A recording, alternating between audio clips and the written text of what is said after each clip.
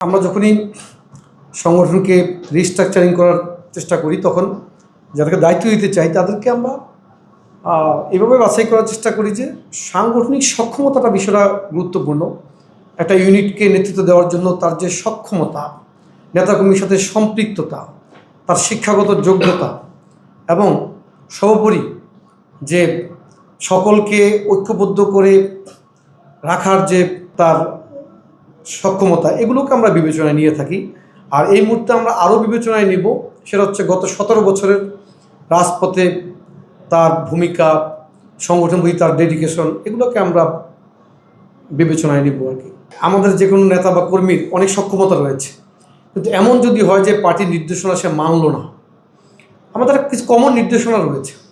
এই কমন নির্দেশনাগুলো হচ্ছে গুরুত্বপূর্ণ। এখন অনেক সক্ষম কিন্তু পার্টির বিভিন্ন সিদ্ধান্তের প্রতি তিনি লয়াল না, তাকে কিন্তু আমরা ওই স্পেসটা দেবো না পার্টিতে।